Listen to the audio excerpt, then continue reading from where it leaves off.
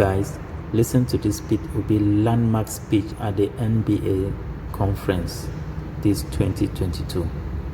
Wow. I recognize the former Vice President of Nigeria and my leader, Alhaji Atiku Abubakar. All other protocols duly.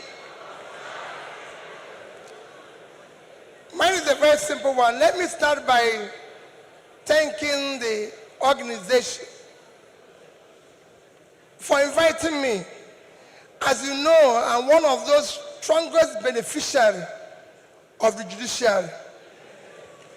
For my strong legal team, for the work of my small legal team led by Dr. Onyechi Bazu, SAN, and led OJ Nadi, SAN, I wouldn't be standing here. You know that from my election petition to my impeachment to my tenure interpretation.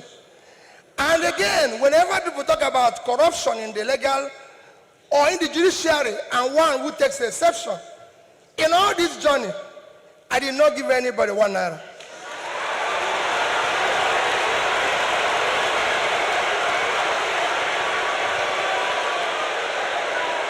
So for me,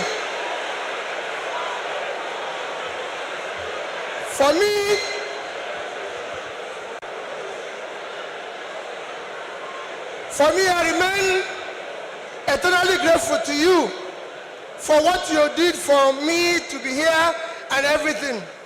Our topic today is democratic transition in the 21st century Nigeria, 2023 and beyond. I think it's for great people like you or people like Chimamanda I invited, but for me as a trader, I'll try to contribute in my own little way, the way I think we should go. For me, democracy have a simple description.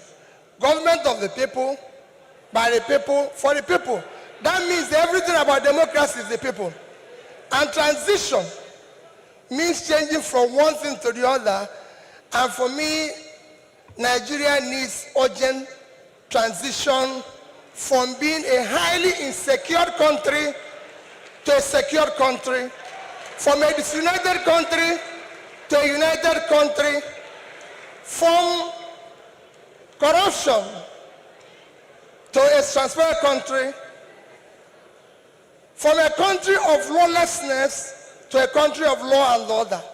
But in all this, it is important that we look at where we are today for people to understand the gravity of the journey we are going to take if we are going to transit. Where are we today? Nigeria have qualified to be a failed state. We have met the 2 or 3 biggest characteristics of a failed state. Number 1 is when you're no longer in charge of your territory. Today, we are among the top terrorized countries of the world. We are among the top kidnapping countries of the world. Banditry, criminality, bandits have taken over some parts of this country. Nigerians are being killed daily. All sorts of criminality is going on daily. Even our most important source of foreign exchange revenue, oil, is today 80% stolen. That shows how bad it is. We are the only country, apart from Venezuela, who we know is their own is because of sanctions, that is not meeting up its OPEC quota. Every other country is begging for increase, but Nigeria is not meeting up its own. And you wouldn't believe the quantity that is missing. In July alone, our total average, our quota is 1.8 million. In July, our total average was 1,083,000 barrels a day. That means that in July, we lost 700 207,000 barrels per day. If you multiply that by 31 days, it will give you 22,227 barrels of oil that we lost. This is a country that needs dollar. If you sell it, if you sell that oil, if you sell the quantity we lost, this is July alone. If you sell it at the average price of $110, it will give you $2,450,000,000, which at our rate of exchange of 550, you lost. If you use 550, because I used an average of 550, you've lost 1,344,700,000,000 naira. That is your country. That's what you lost in 1 month because of stealing. It is important that we know this. Number two item to show that we are failed state is that you are no longer in control of your economy. Your economy today, we have an economy where we have over 100 million people living in poverty.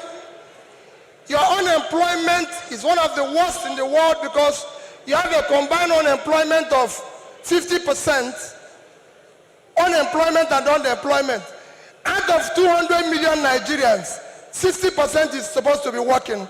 So you're supposed to have 120 million Nigerians working, but today Nigerians that are working are under 50 million. So 70-something million of Nigerians are not working, they are not productive. When you compare this to your productivity, you will see how low it is. But what is even worse, we're in a physical mess, total physical mess.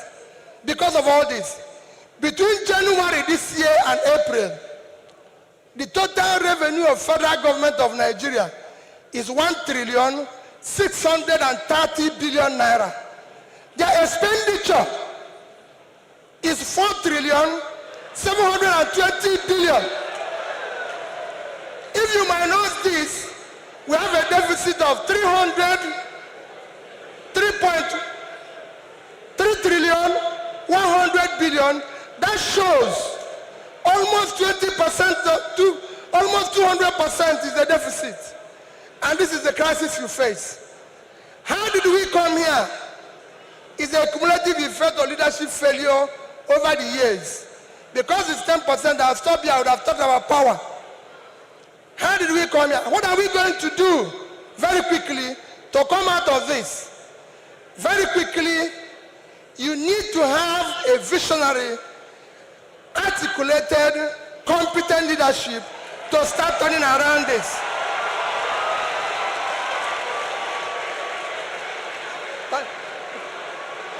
So next year, the time is up, I'll take it that next year, your election you're going to have next year will not be about, remember, it is not about tribe, no religion, not connection, not entitlement. It must be election about character, competence, capacity, and commitment to deliver.